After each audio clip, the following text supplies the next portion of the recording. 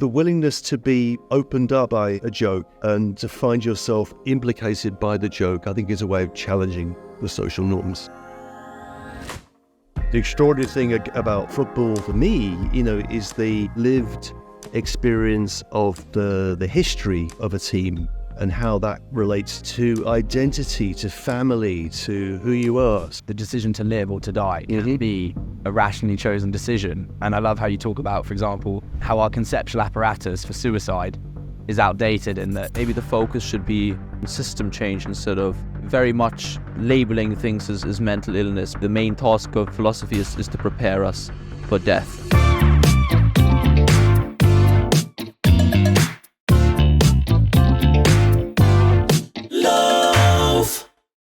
This is the Loaf Podcast. Welcome back to the bakery, everyone, where we break bread with the world's finest. Today, we're very lucky to be sitting down with Simon Critchley, renowned academic and prolific writer, and one of the most influential living philosophers. I won't go into too much introductory detail for now, and I think as the interview goes on, his views will make themselves apparent. Simon, thanks so much for being with us here today. Thank you, Lucas, and thank you, Ollie. How are you?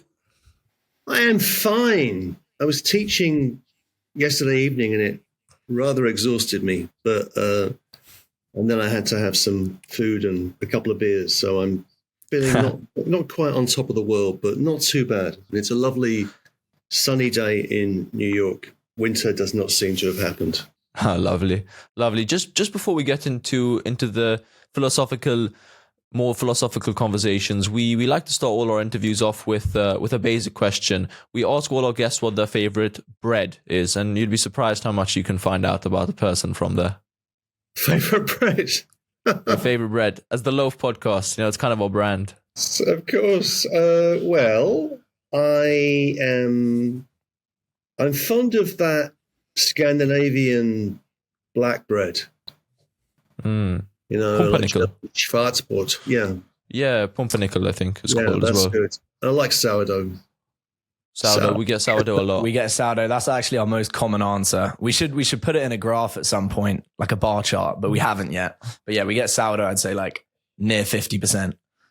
I also like, what's that in English? Sunblessed, wasn't it? Sunblessed, white sliced loaf. That's what I grew up with. I mean, bread was in plastic sleeves and you toast it like to get rid of the liquid. So yeah, but bread was made illegal in New York in the 1990s because people don't eat carbohydrates anymore.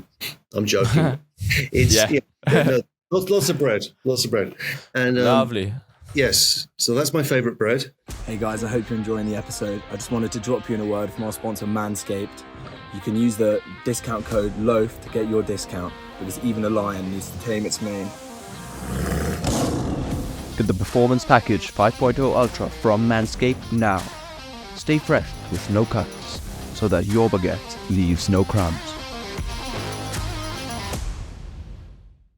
Great, thank you. Now to maybe move things on to something more weighty. You've got your new book coming out, right? It's coming out in November, I believe, so in the autumn, on Mysticism, the experience of ecstasy.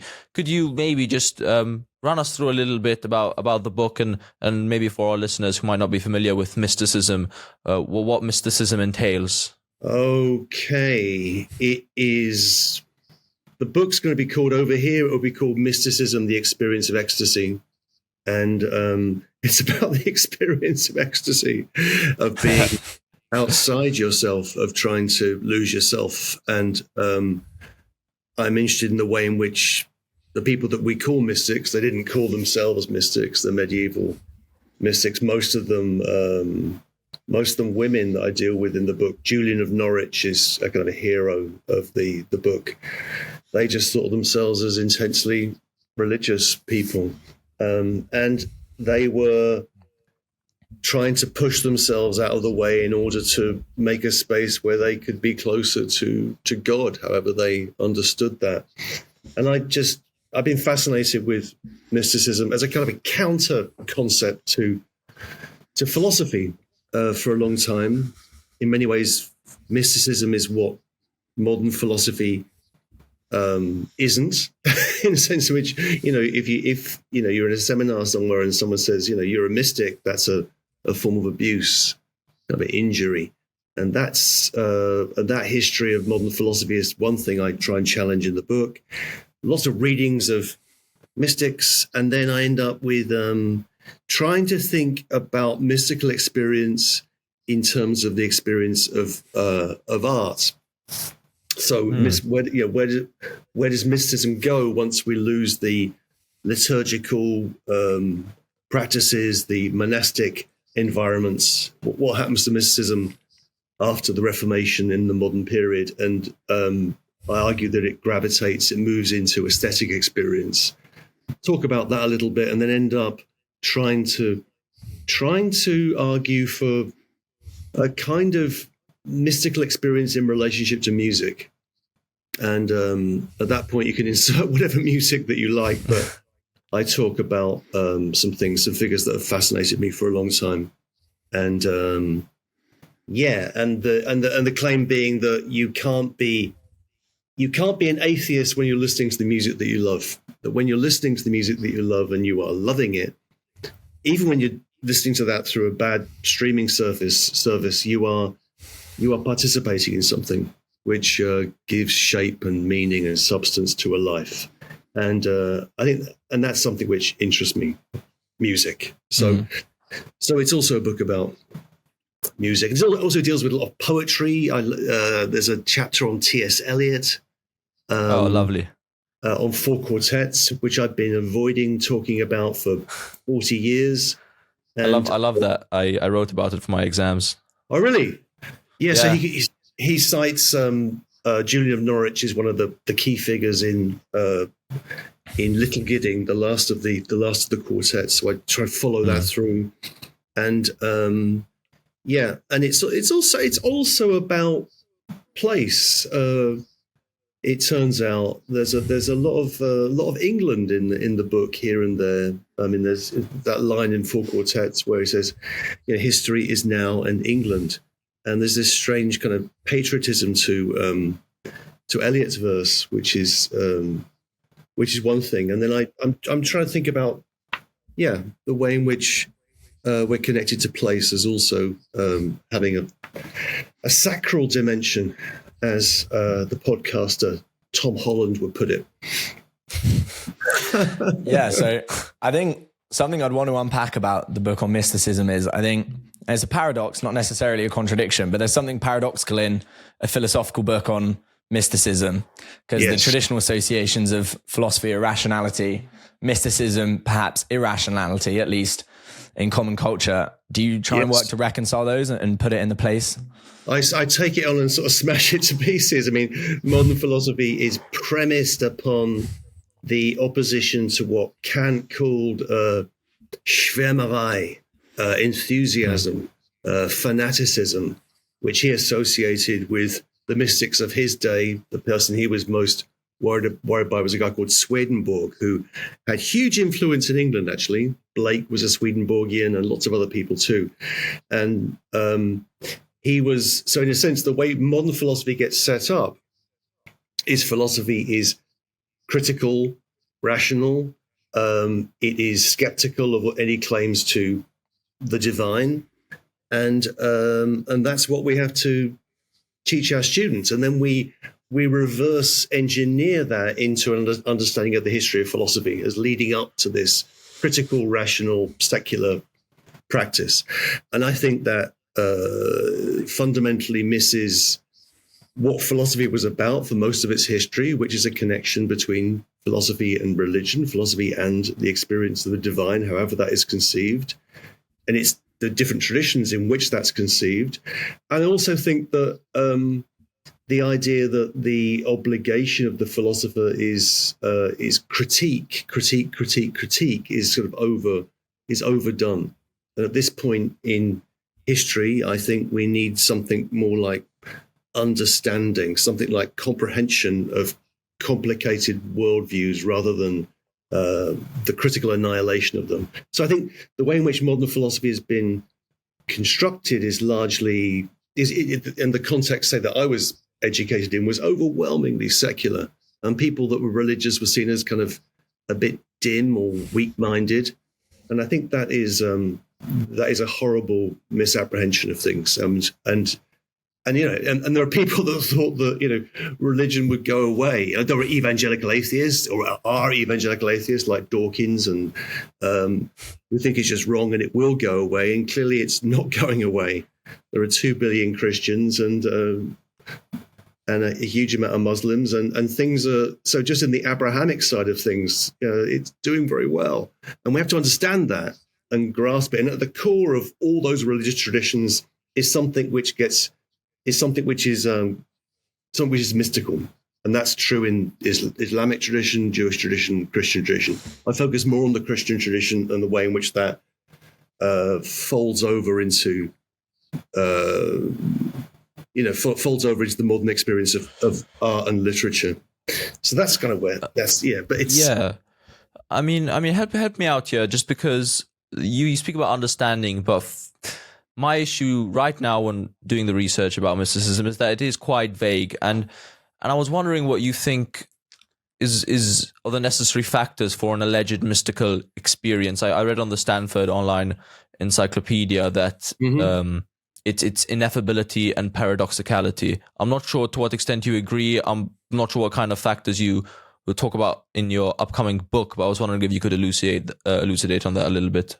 Ineffability and paradoxicality, and ineffability in the sense that it's inexplicable, and that has its own problems, because I suppose once you start trying to explain ineffability, then that starts to become explaining the unexplainable. But one way mysticism in many ways goes back to for as long as there have been human beings, there's been something like mystical experience. But the ineffability really turns on whether you can express God positively, whether God is something you can affirm. God exists, God is this or that. And there's a tradition that begins with someone called Dionysius in around the 5th century of the Christian era, which begins this tradition of what's called negative apophasic theology, where God cannot be propositionally determined in an affirmative way, but only approached negatively. So what you find with a lot of mystics is they engage in a particular operation with language. It's a kind of that's what Milton does now in Paradise Lost. Yeah, or it's what Elliot does in 4 Quartets. It's a kind of constant negation of what is being said in order to open something up which cannot be said, and to move through paradox. That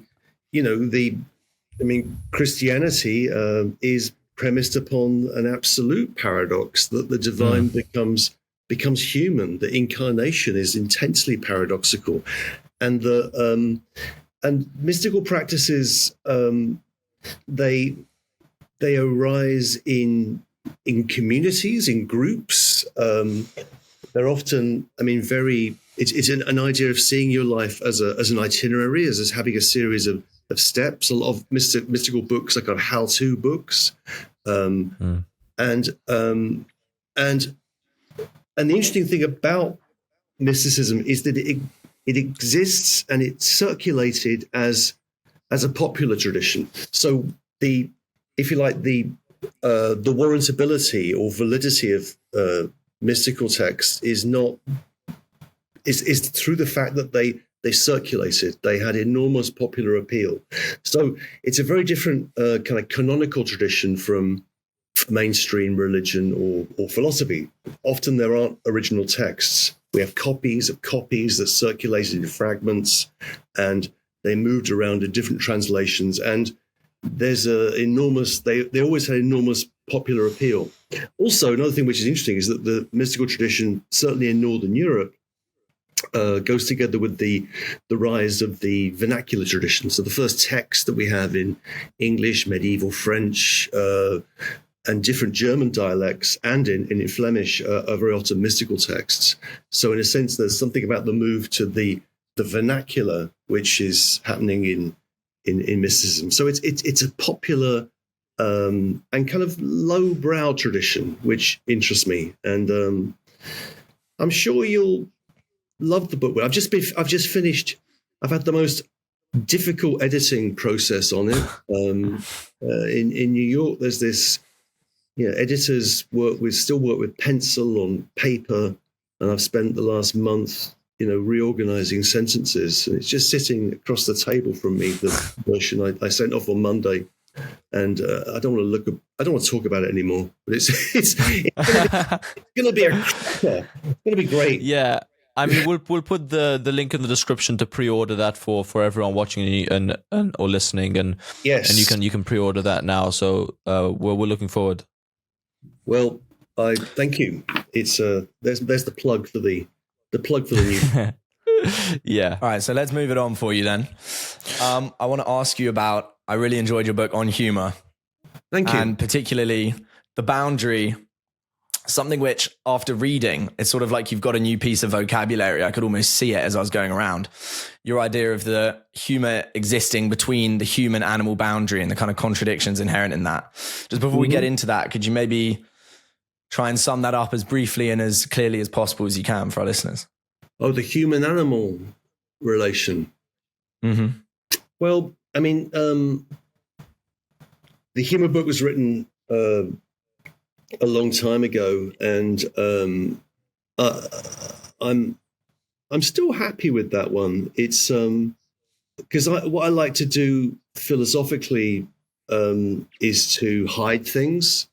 So I try and write in a way that is accessible and free of jargon, and to have things kind of underneath the surface, so you can approach everybody understands what humor is. They think they know what a good joke is, what a bad joke is, and so on and so forth. So when it comes to humor, everyone's an expert. So it's a very good sort of stealth topic for introducing philosophical themes. And that's the first thing. And I like to keep,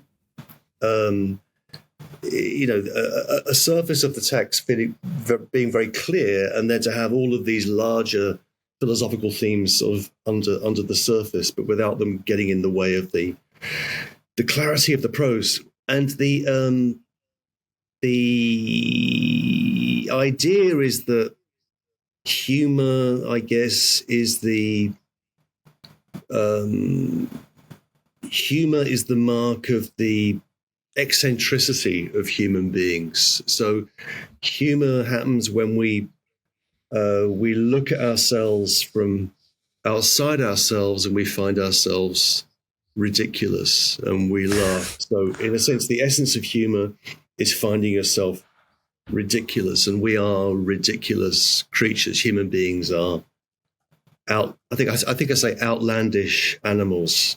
I'm borrowing from a little remark that Wittgenstein makes somewhere, I think, about us being outlandish animals. So there's lots to say about that that humor is human. I mean, there's a whole tradition which begins with the Greeks that only human beings laugh, and I try and tease that one out a little bit. It's if you see a chimpanzee smiling, it might be laughing, or it might be about to attack you or sexually assault you or something. So the baring of teeth is often a sign of aggression rather than mirth. So humor is a kind of a mark of the human, but the mark of the human being sort of ridiculous, has not coincided with itself. And in relationship to animals, I mean, animals appear in the history of literature. I mean, all over the place. Human beings, in a sense, being kind of there's an Animal Farm version of that. Human beings being sort of lower than animals, worse than animals. The view that Jonathan Swift has in Gulliver's Travels, that we are yahoos, and the rational animals are the Houyhnhnms, which are thinking horses, and so on and so forth. So, but the key idea is really that we do not coincide with ourselves. There's a wonderful German expression which I use in that book, as I remember, which is Ich bin, aber ich habe mich nicht. I am, but I do not have myself. So what human beings are is we are beings. We're alive. We're thinking and feeling, but we don't coincide with ourselves, right? And that not coinciding with yourself is the experience of self-consciousness, if you like. And that really happens, I think, most acutely in great comedy. In great comedy, you're you're forced to look outside yourself and find yourself ridiculous. And laughter, what's great about laughter is that if you can get people to laugh, you can open them up, and then you can hit them with some nasty, unpleasant truth about themselves. I mean, it's brilliant how you talk about kind of almost watching the self or looking at the self, and then perhaps even making fun of the self. And Ollie and I, it's interesting because our humor is often we play characters, for example, perhaps overly intellectual characters, and we put on voices, and then we almost mock those characters that we play because perhaps some parts of us sees ourselves as sometimes too intellectual or so on and so forth. But I think this idea of self-consciousness within humor is really important, and I think obviously self-consciousness is something that, at least in my view, separates us from animals. As I was wondering, do you think when a monkey laughs, to what extent is that a really different kind of humor to what humans experience? Yeah, well, we don't know. If a lion could talk, we would not understand him, as Wittgenstein says. So we don't know. They could be involved. There could be a whole kind of chimpanzee stand-up culture that we're not really because we're not really getting the act. I think if you look at the behavior of higher mammals like dolphins, it's clear that they're playing. It's clear that there's play as, another way of thinking about us, we're playful creatures, called Homo ludens, as the great Dutch ethnographer Huizinga argued, that we're playful. And that extends beyond us. Animals play, cats play, but is humor confined to just us? I don't know. I mean, it's certainly in relation to philosophy. I mean, what particularly interests me is that I think that a lot of the things that we want philosophy to do to get us to step outside ourselves and question our presuppositions are things which happen in the hands of a really good stand-up comedian.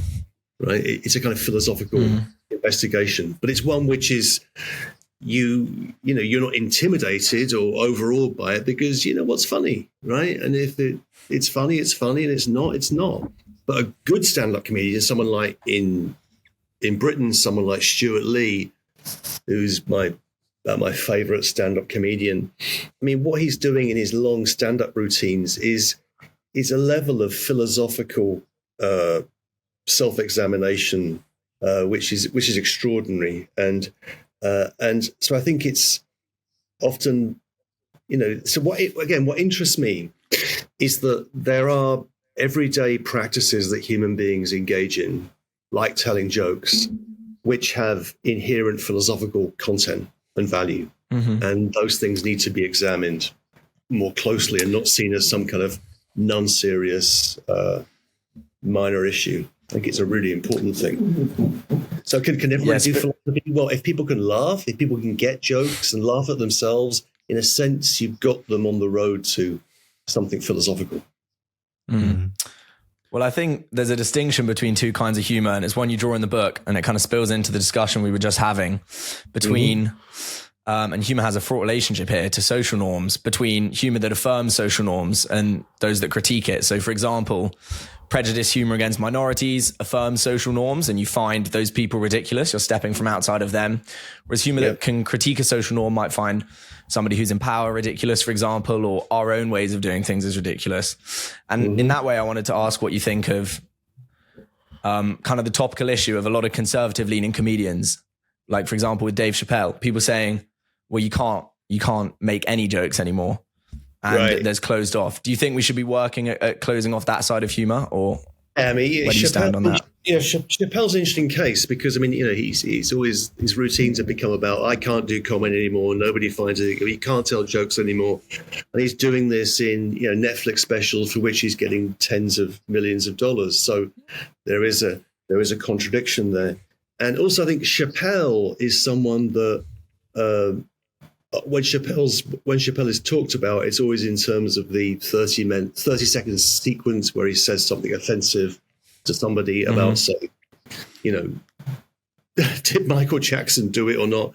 But it's, you know, Chappelle, you know, I see Chappelle in a tradition that goes back to Lenny Bruce and with lots of stops in between, and obviously Richard Pryor, where it's the form of the show, the hour-long form of the stand-up routine, and you've got to stay with the form. And Chappelle really respects the form, and he will give certain jokes, and then there'll be callbacks to previous jokes, and he will tease the audience, open them up, get them to love him, and then he'll say something deeply offensive to them, and then often run back to the back of the stage and then come back at them again. So I think just formally, I mean, he's a brilliant comedian, but the idea that you know, you can't tell any jokes anymore, can you? There's a line in the book which I like because it's not by me. It's from this. There was a play, I think it was done on the BBC in the 1970s called Comedians by someone called Trevor Griffiths. And it's about a comedy class in Manchester in the 1970s and people who want to become comedians. And this older comedian is called Eddie Waters is trying to explain how it's done. And he says, a real comedian, that's a daring man. He dares to see what his listeners shy away from, fear to express.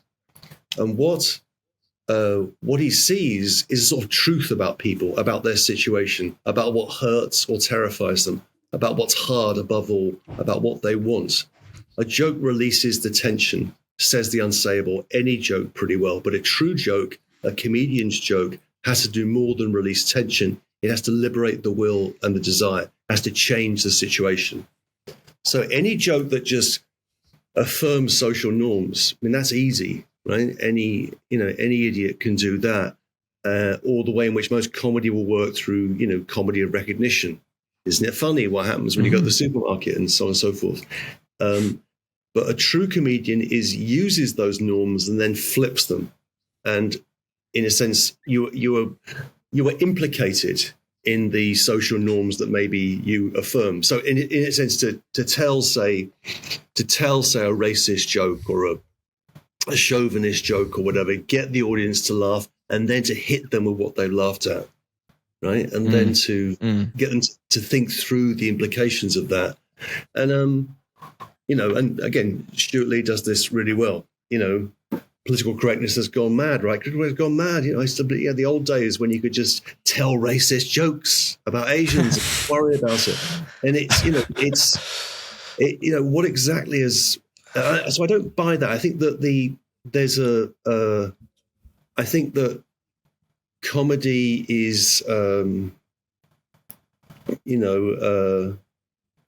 it's okay. It's okay. I mean, I think there's good and bad stuff, but the willingness to be opened up by a joke and to find yourself ridiculous, to feel yourself implicated by the joke, I think is a way of challenging the social norms of a particular society. I think that, you know, I think that humor is liberatory. I think there's an interesting moral question with it as well, because personally, we all have to admit we've all laughed at an offensive joke sometimes.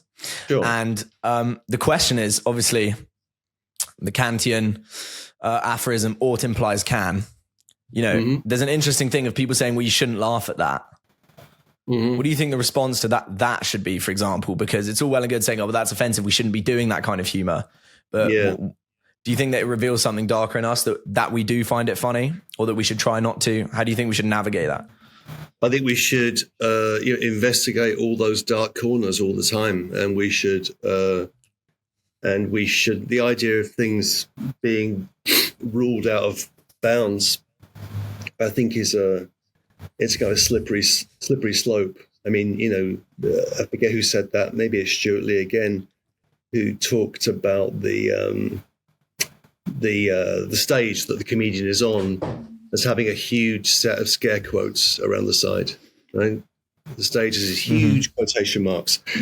Everything is said in a sense with that.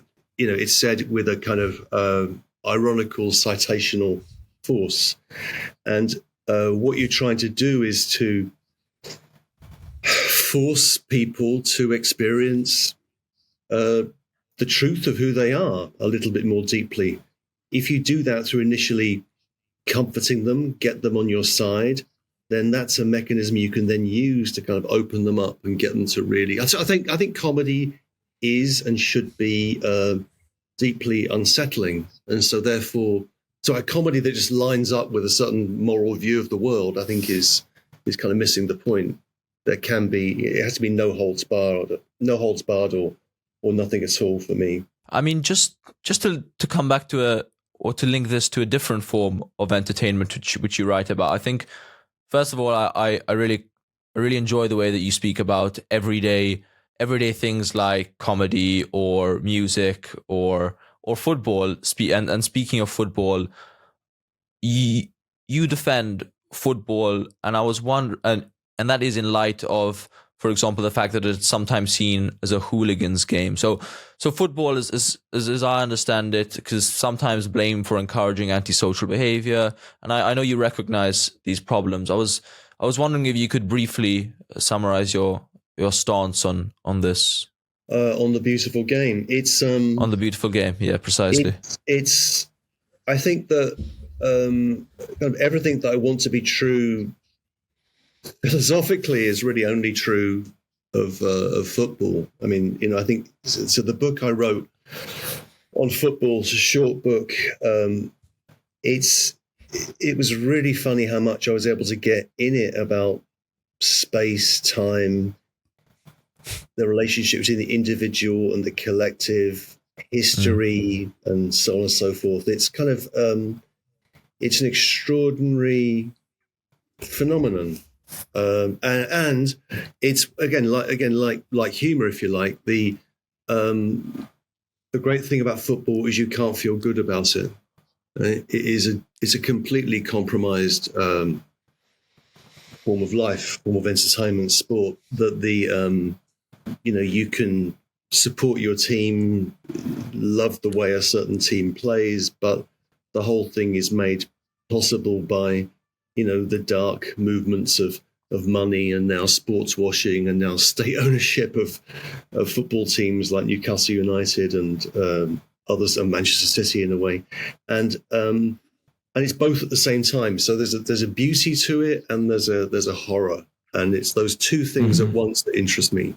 So I think it's so football, I think, is a way of experiencing that deep contradiction between the form of football, which is association, and some people have said is a kind of socialism, and there's a whole long tradition of that on the one hand, and on the other hand, the kind of material content of football, what makes it possible, which is money, which is capital, and to be a fan is to experience both, and I think it's a fantastic,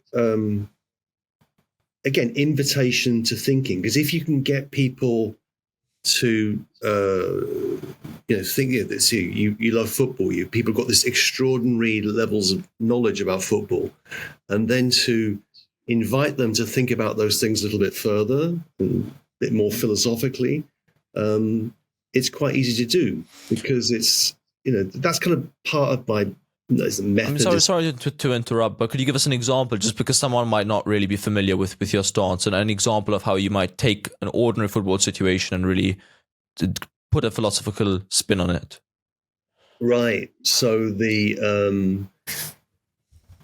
for example, time.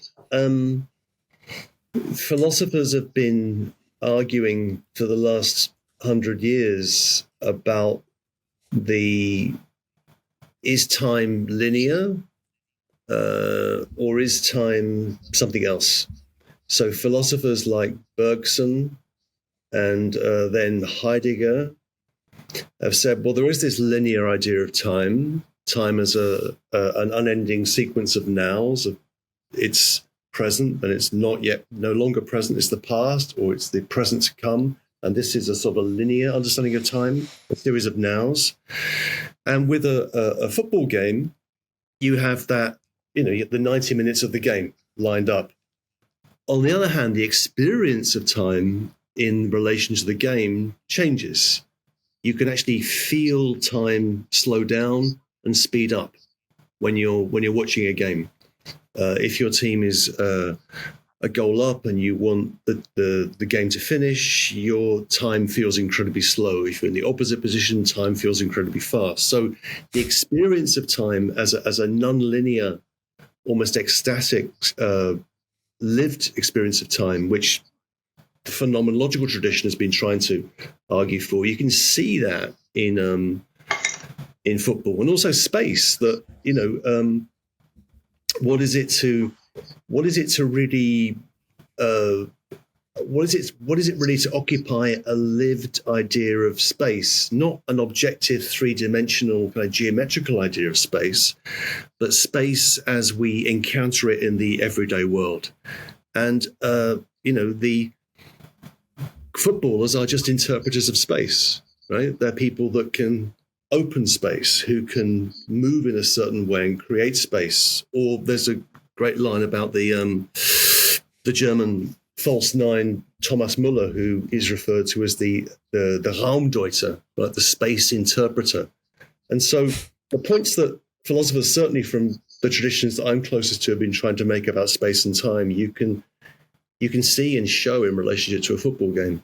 And there's lots more we can say as well. Another one for me, I'm going to be slightly pretentious here, so I apologize to my listeners, but is in Meriology. So it's the philosophy of the relations of wholes to their parts, how a few things make up a thing, like what makes up a bicycle. And I think there's a really interesting question there about what makes up a team. And that's one of the critiques of football, is like, it's so superficial that you support this team, but they've changed over the years and they're not the same team as they were anymore. And I was wondering how you would, what your Meriology of a football team would be, and what you think persists. Right. It's an interesting question, because you've got the wholes and parts example now would be something like, Chelsea has spent £1 billion or whatever on all these parts, but they can't make it into a whole. Right? It's just a bunch of individuals who are not functioning as a team. So a team has to work as a team, as a mobile matrix of individuals who function as a coherent whole, which is continually moving, continually reacting to what the other team is doing. And the extraordinary thing about football for me, is that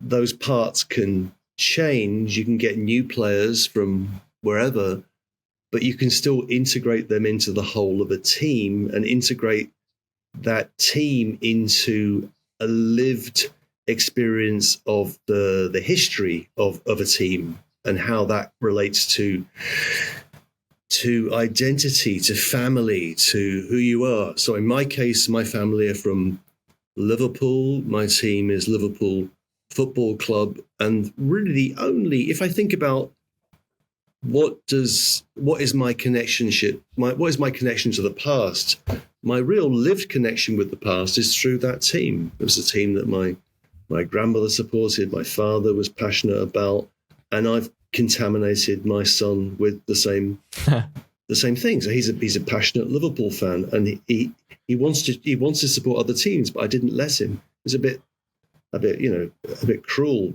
when he was 9 years old, but he thanks me for it now, I suppose. But the point is that there you have an individual life, in this case mine, where things are unified by 100 years of support for this team and what this team means in relationship to a place, that place being Liverpool. And that's also something which has the possibility of a future. that my son will go on supporting Liverpool after I'm dead. I mean, what do you bequeath? I mean, what can you inherit? I mean, after you're dead, or more importantly, after Klopp leaves. After Klopp leaves, yeah. Well, Klopp has understood the nature of the connection between that team and the city, and the kind of if you like, the fantasy of it. He understands that, and he's treated people well. Yeah, I'm very sorry to see him go. And Klopp, another thing I do in the book is I try and talk about Klopp as a Heideggerian, because he's from that, he's from southern Germany. He's got not a million miles away, and in a sense, what Klopp is trying to do with football is to produce a kind of to produce what he calls moments, instants of ecstasy. That's a very kind of Heideggerian approach, and to live that collectively, and that's so. I think also the strange thing about where we are in the world is that Britain used to be known for different things. It used to be known at being good at music, but now it's really football's the prime cultural product of international product of Britain, and of course it's by people who are not English, which is even better. So there is a kind of, I wouldn't say cosmopolitanism, I don't like that, but there's a people have a different understanding of geography because of the teams that they support. And of course there's xenophobia, and of course there's racism, and of course there's all of that. But still, it's one of the few areas of human life where I feel, despite everything, vaguely hopeful. And also it's a way of connecting with people. I can connect with people. I wear my Liverpool gear in my neighborhood, and you see someone says, "Oh, you're a Liverpool fan." Well, my neighborhood is a big Arabic neighborhood, so if you're wearing it, people will point at you and go, "Salah." And they want to talk about Mohammed Salah because they're from Yemen or from Sudan, and it starts conversations, and it's and also it's a sphere where everyone is an expert. I'm quite interested in those areas where everyone's an expert: humour, football, music. It's interesting what you say about the geography, because I'm nominally a Liverpool football fan as well, because my dad's a Scouser, and I do feel sort of like this connection to Liverpool. Yeah. Even though I've only been a few times and when I was younger. But the anecdote you gave about forcing your son to be a Liverpool football fan. I grew up near the Chelsea training grounds. And so when I was younger, I was a Chelsea fan. Right. And my dad, I'd ask him for Chelsea kit. And you said the exact same anecdote in your book, which I found funny. I'd ask him for a Chelsea kit, and for Christmas I got a Liverpool kit. And eventually it worked. That's why he did. I mean, we should. Yeah, I mean, I'm always in the conversion business when it comes to Liverpool. I'm always trying. When friends of mine, they got kids, they're interested in football, I sort of go over there, show them games, buy them memorabilia, and say, come on board, join the church. It's great. But it's a feeling of connection to something which is deep, and which is it's. So I'm pleased you're a Liverpool fan. Yeah. Bringing it back to your mention of Heidegger earlier. Yes. I think football is actually one of the key examples of, and you can explain it a bit as well, but the key examples of what Heidegger calls understanding, which he sees as our primary mode of interaction with the world, which is kind of a precognitive reckoning with things around you that aren't objects but equipment. That chair, for example, is something to sit on or to move around. And I think football is maybe one of the best ways to explain that to people, because, like you say in the book, the pitch is more than a green space with white lines. You're allowed to go in there, and you're not allowed to go in there. And you can, if you're a goalkeeper, you can hold it in your hands in the box, and you can't outside. So yeah, I think maybe it's something you should bring to Apply-Degger, is maybe a bit of a crossover to help explain. Maybe, yeah. We're going to do a second series at some point in the next year, so maybe I'll bring that out. I mean, but it's true. I mean, we have, the idea of the the basic distinction in Heidegger you get between the ready to hand, the handy. So the world for Heidegger is just a handy world, the practical world that we live in. And in that practical world, there's stuff, things, and those things have, we use them in order to do things. I use the microphone in order to speak to you. And those things have their goal, their telos in me, in human beings, understood collectively. And we, and you know, that sort of sense of the world as a practical, what Heidegger would call in his jargon, a kind of referential totality of equipment. So a way in which things hold together and are meaningful. That's one thing. But how do you think about that in relationship to football?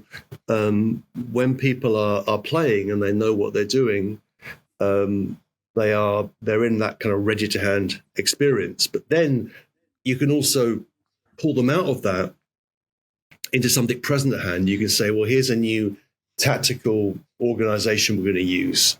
I want you. I was listening to a podcast the other day about football. Ollie Watkins for Aston Villa. I want you, Ollie Watkins, not to drift wide when you're playing, but to keep your play within the dimensions of the penalty box and not to go either side. And so he has to take that present at hand, a theoretical awareness, and then through training and inculcation for that to become a ready to hand practical disposition that he can use. So, so those Heideggerian points are kind of, can be made very well in relationship to football, as about the points about space and time and one's relationship to others. You know, that football is not an individual sport; it's a collective sport, which is like being with in Heidegger, and so on and so forth.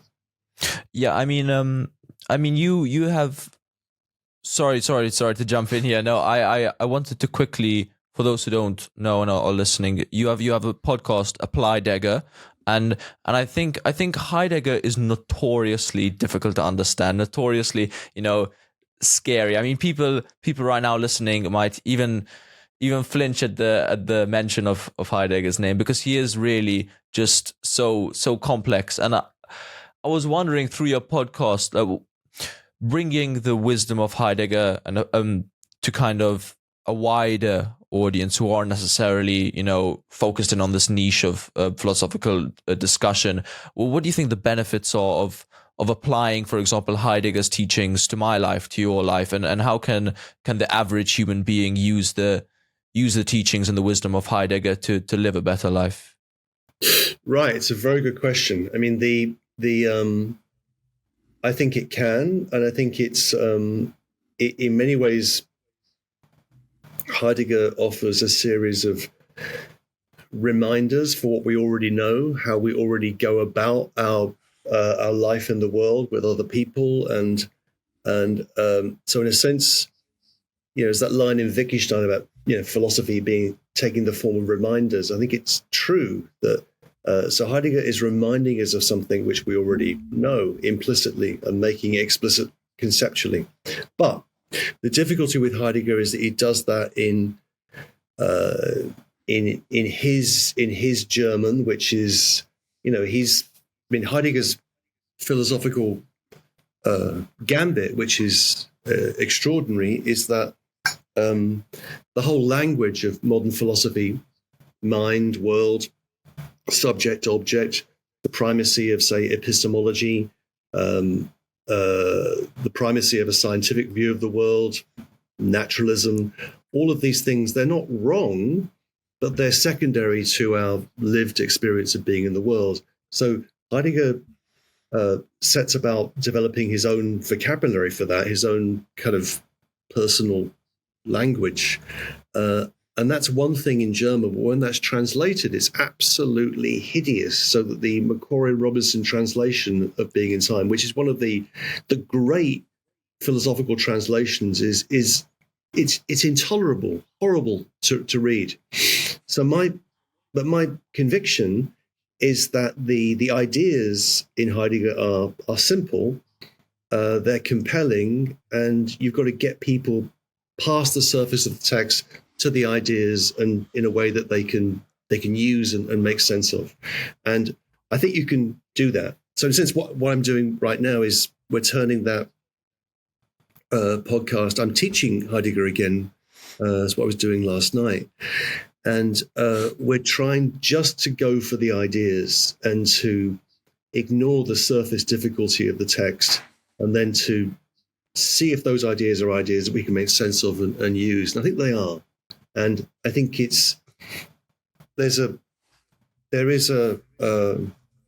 Heidegger's thinking is really, really simple. It's about meaning. We live in a world which is significant. The world just makes sense, not in a deep way, but it just hangs together in a certain way. And the second point is that there is movement. We're constantly in movement. Things are moving all the time. That's our life in time. So how do you think together meaning and movement?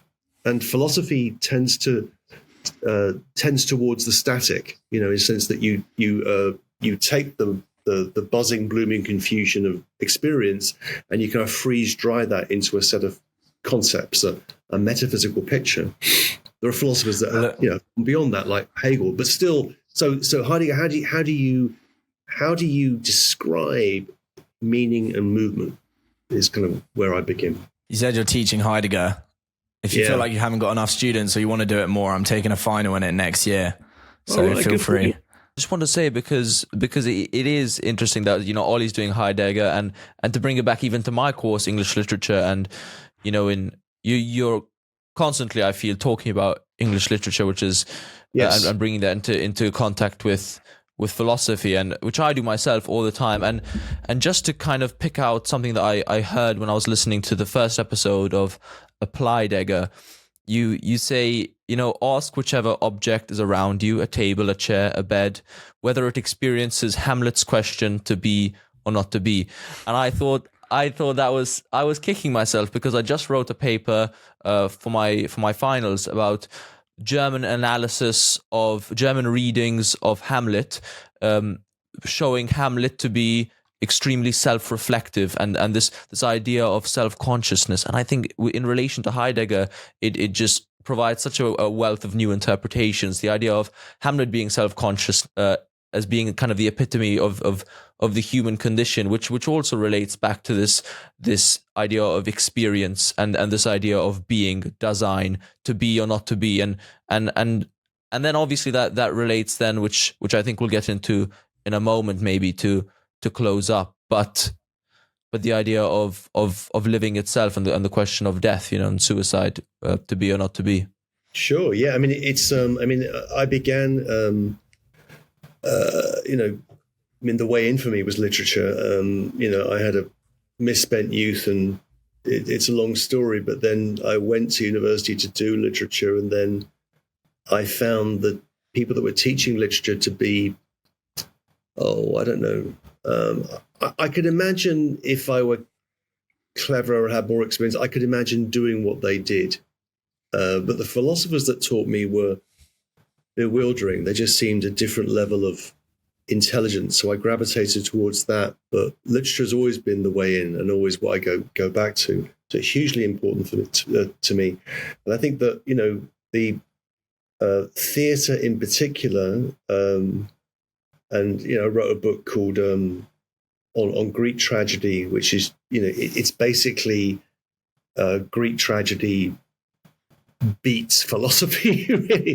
Greek tragedy beats Plato and Aristotle around the head, and what you've got in a play is any interesting play, you've got 3-4 competing points of view which are being debated, played out. Different philosophical conceptions, if you like, and when we turn to Hamlet, it's all there. I mean, I think it's endlessly fascinating and so rich with possibilities, and obviously the the Hamlet that we think of as ours in Britain is largely a German invention of the mid 18th century. That's when it's the Germans that really get the find the depth in Shakespeare and in Hamlet in particular. And so English interpretations of Shakespeare were rather kind of flat-footed until German Romanticism turned up. So, and Hamlet is the supremely self-conscious being. He's the philosopher par excellence, the melancholic, the most intelligent man you could ever imagine meeting or being. And where does it go? It kind of goes nowhere. It goes into endless doubt and division, and he cannot act. He can't do the simple thing that's asked of him. Avenge me, his father's ghost says, and he can't do it. And that's why it's also the longest play that we can imagine, because Hamlet keeps devising these cunning stratagems, like the play within the play. And when he finally gets his way and Claudius seems to confess, and there he is, and Hamlet is on his way to see his mother, and that's another story. He has his sword drawn, and then he doesn't kill him because he thinks, this would be the wrong time to kill him because he's at prayer, his soul's going to go to heaven. I'll wait. And so Hamlet is the paradigm for doubts and the way in which philosophical intelligence can lead to inaction, paralysis for me. And but then that means you've got other things in the play. You've got like Ophelia, who's the kind of counterweight to Hamlet. And so, yeah. But I think you can. And what I try and do sometimes with the teaching that I do is just to take a play like Hamlet and we read it in class. Do this with undergraduates in particular. We just read the play out loud together and then interpret it. And I think that takes a semester. And then you can bring in all the fascinating interpretations that there are of it, and it really opens things up. And people feel that they might be a little bit intimidated by Shakespeare, but they feel like they can get inside it, and it's all there, and everything is there in Shakespeare. It never ceases to bewilder me. I'm just listening this week, watching late at night, this wonderful production, The Hollow Crown of Richard II, because I've been thinking about that issue of what it means to give up power. And it's. I mean, whether this is how this happened, I don't know. But Shakespeare always seems to me to be so far ahead of us, right? In whatever we're doing. And is that a trick of the language, a trick of history? I don't know, but it's just true. So it feels like we're constantly trying to catch up to that. Yeah, one of the things that literature, it's interesting that you use it in your philosophy, because one of the things that literature does for me is it can make philosophical ideas click in a way that otherwise you might just cognitively understand them. I don't know if it'd be anti-cognitive or non-cognitive or however you'd want to formulate it, but like To Be or Not to Be, for example, that helped me in Notes on Suicide to kind of help click that, the decision to live or to die can be a rationally chosen decision. And I love how you talk about, for example, how our conceptual apparatus for suicide is outdated in that either somebody's mentally ill and so you can excuse them for it, or there's like something quite negative to it. If they've chosen it, then, there's quite a lot of associations of cowardice, etc. And I think Hamlet helps to bring that home, that it can be that rational choice. Yes, it can be. It can be. And the book on suicide is it's a funny one because, I wrote that, I was asked to write that. It was kind of a commission, I suppose, but I'd done this work. I use the term loosely. I'd read this book, a dissertation on suicide from the 18th century, and this is part of the Radical Enlightenment, and it's a long story.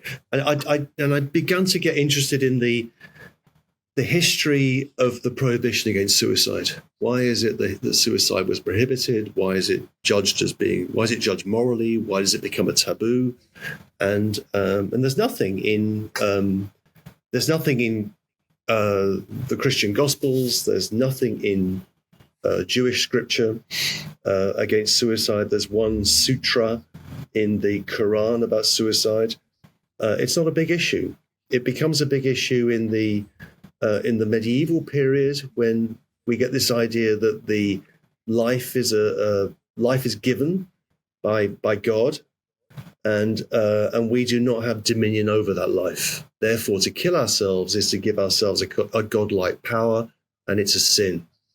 And that then becomes codified into law, into the different legal systems, in particular the European legal systems. And that's why suicides were treated in various ways. Their property was lost. They were dug up and hung, or whatever they were. And I was looking into that.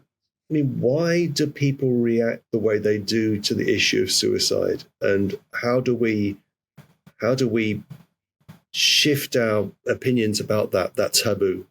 And I think that things are shifting. I mean, I think hopefully that book will be, an outdated relic in the years to come, because I think the discussion of suicide has become slightly more mature and developed, and that I think I was listening yesterday to this member of Parliament in Britain who from, I forget where he was, somewhere out there in the Shires, who had talked about a suicide attempt in 2021. He made a statement in the House of Commons about that. And that wouldn't have happened 10 years ago, because it would have been dishonorable, a sign of weakness. And yet this is something that, we need to think about. And then the thing connected to that is that when I did the second edition of that book in 2020 for the great Fitzcarraldo publishers and Jacques Testard and those lovely people, and I wanted to do it because I was looking at all this data on everything from mood disorder to suicidal ideation to suicides over the last 10, 15 years.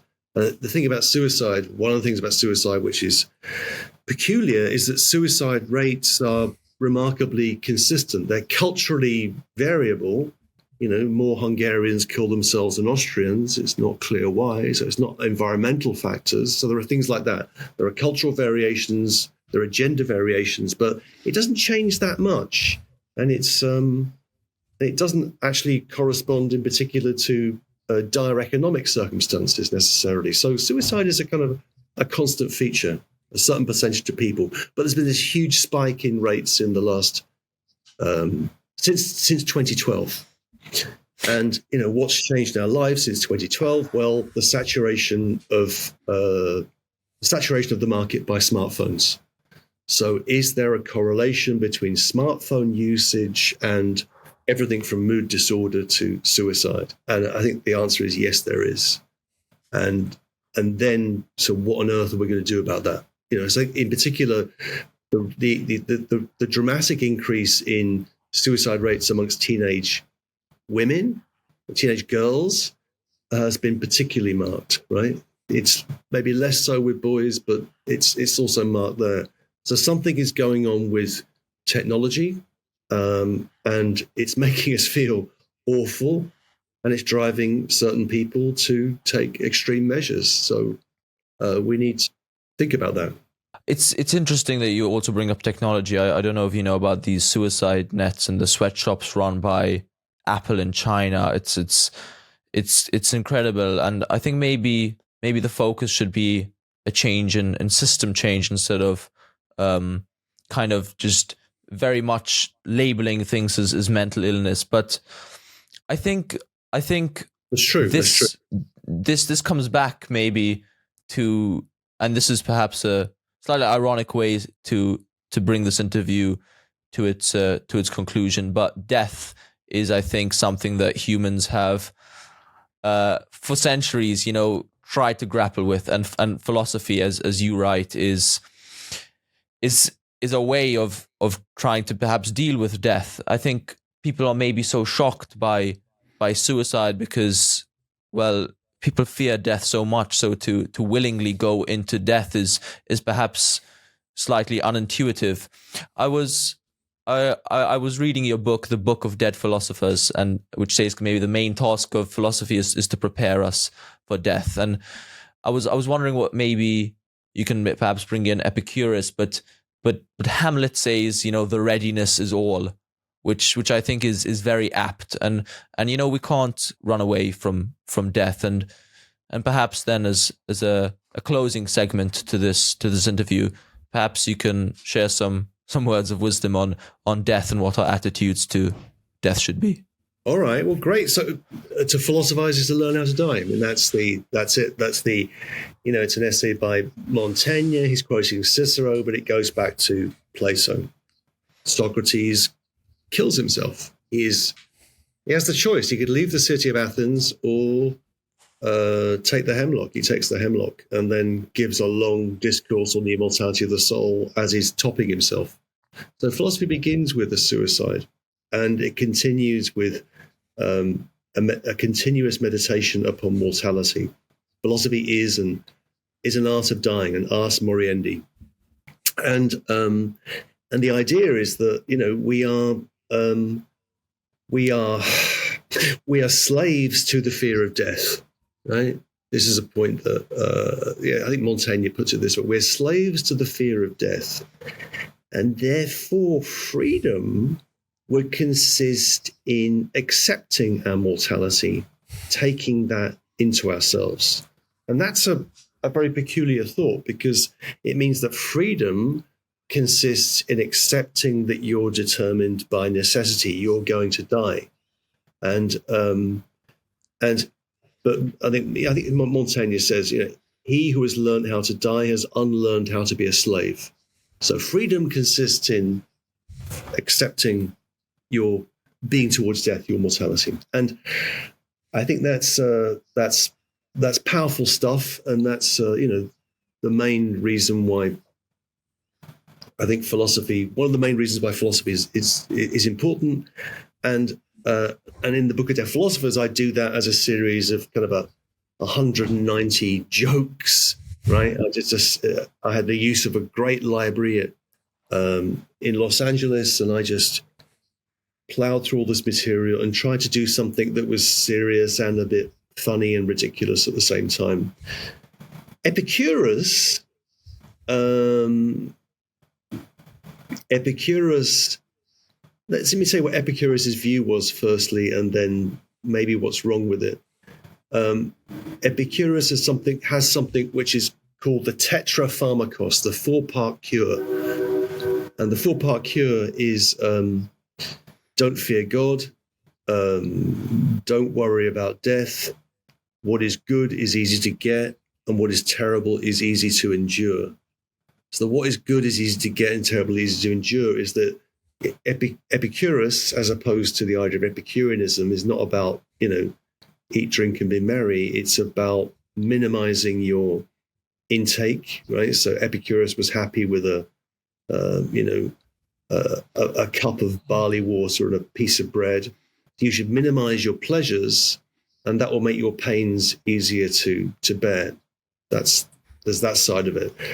Don't fear God, because for Epicurus, there's a God out there, but kind of in what he calls the interstices of being, kind of remotely somehow. So don't worry about God, and don't worry about death, because when death is, you're not, and when you are, death is not. So why worry? And it's a neat argument, right? This is, another way of curing yourself of the fear of death. But the sad thing about Epicurus is it doesn't ultimately work. You can say that to yourself, don't worry about death, don't fear God.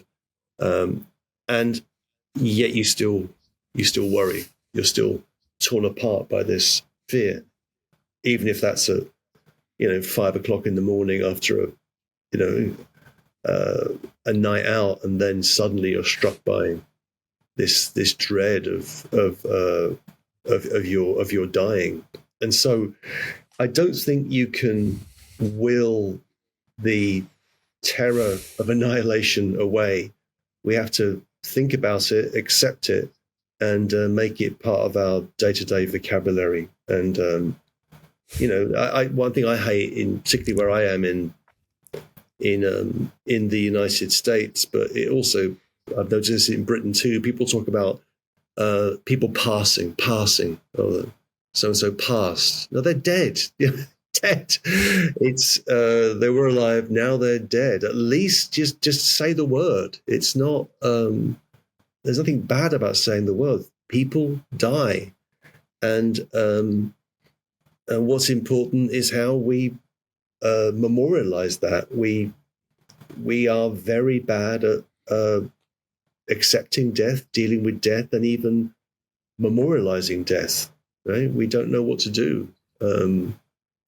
It seems to come as a constant surprise, and yet it's going to come. It's coming to us at a certain point, and so philosophy can be a way of preparing for that. I think that's a fine and noble way of thinking about philosophy. Simon Critchley, I'm shocked by how well read you are. First of all, perhaps shocked is the wrong word, but this has been an extremely enlightening discussion, and really we wanted to extend a huge thanks for joining us today. For those listening, Simon's book is coming out in November on Mysticism, which you can find the information in the description below. Thanks again, Simon, for joining us. And do you have any perhaps concluding thoughts for our audience? No, thank you, Lucas, and thank you, Ollie. It's been a pleasure. I think it's philosophy is about serious existential stuff for me. It's I kind of came into it as an existentialist, and I remain an existentialist. And it's not about being smart or clever or even well read. It's about approaching things with empathy and understanding, and history with empathy and understanding, and trying to do philosophy in a way that will resonate with people. You'll be able to pass on. So, podcasts are a great way of doing it. I think that the internet has been terrible for human beings, but actually good for philosophy, because, and I think in particular with podcasts, that our eyes are tired because we're looking at things all the time, and we're drowned by these screens, but somehow the ears are open, and all you need to do philosophy is to have open ears. So I think podcasts are a very good way of doing it. So good luck with it, and I look forward to talking to you again sometime. Well, thank you very much, Simon, and thank you to everyone listening. Be sure to like and subscribe to keep supporting the Love Podcast. This has been Season 5, Episode 3. Next week, we'll be speaking to Steven Pinker, so be sure to tune in for that. Oh, okay. Very good. Thank you, Simon. Thank you, Simon.